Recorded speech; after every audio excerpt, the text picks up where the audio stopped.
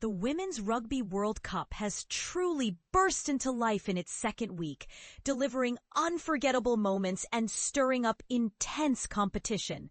But here's where it gets controversial.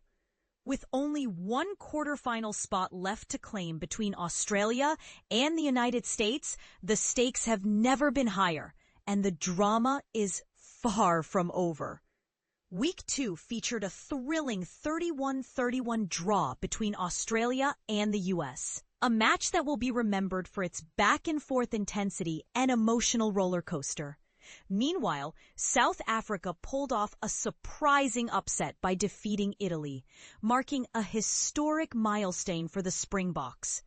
As it stands, England, Scotland, Canada, New Zealand, Ireland, France, and South Africa have all secured their places in the quarterfinals, leaving just one spot up for grabs. Who will clinch it? That question remains wide open, with the final week promising even more excitement and strategic battles. Let's break down the biggest question on everyone's mind. Can Australia do enough to overcome England and secure their quarterfinal berth?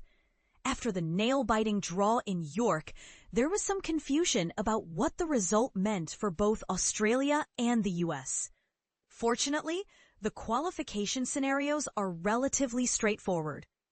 The US must win against Samoa next week, and crucially, they need to earn a bonus point to keep their hopes alive.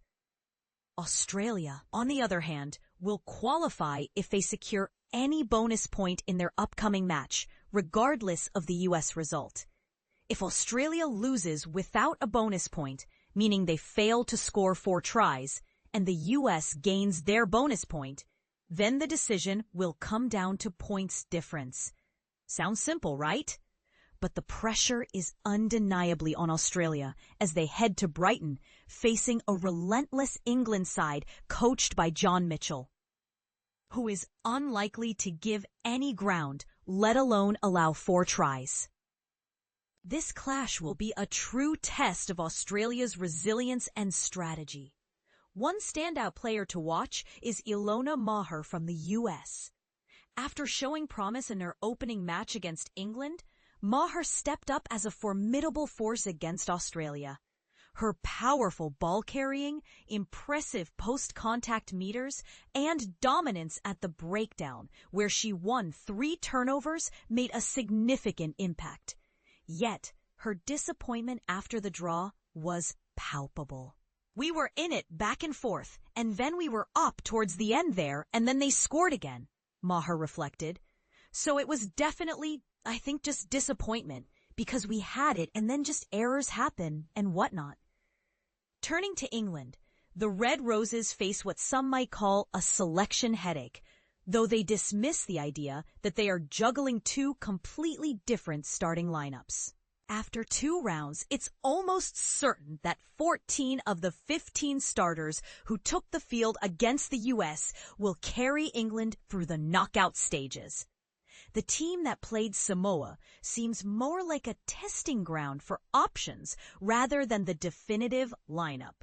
Coach John Mitchell emphasizes that selections are based on a deep understanding of players' form and fitness since he took charge in May 2023.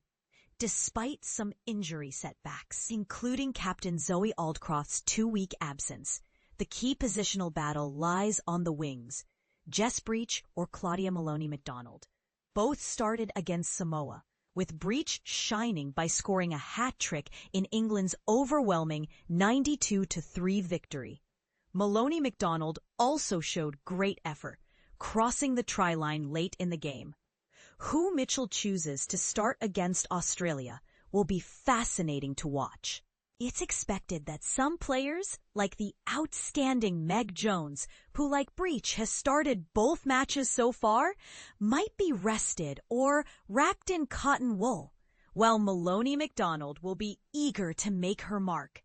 Meanwhile, South Africa made history on Sunday by qualifying for the knockout stages for the first time ever, Their 29-24 victory over Italy in York was not only a first win against Italy, but also a breakthrough moment for the Springboks, sparking huge celebrations and emotional outpourings.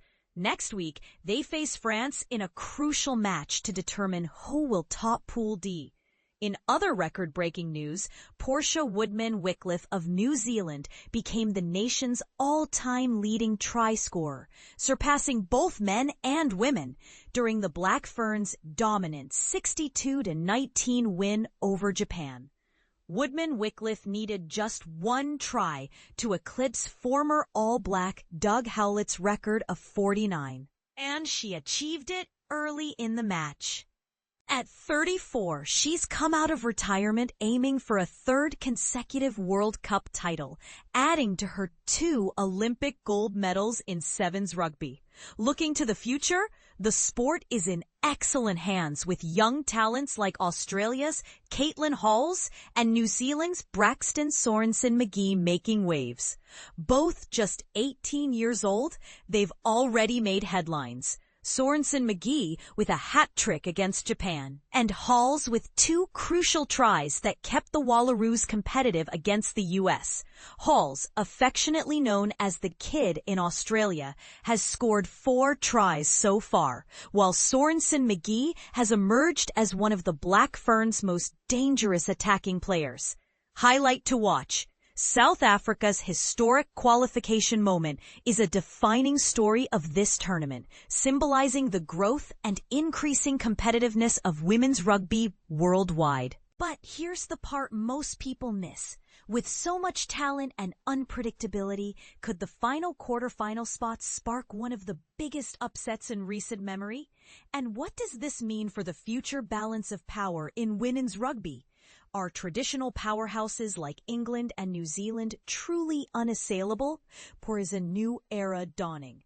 We want to hear your thoughts. Do you think Australia can overcome the odds and secure that last quarterfinal place? Or will the U.S. pull off a dramatic qualification? And what about South Africa's breakthrough? Does this signal a shift in the global rugby landscape? Share your opinions and join the conversation below.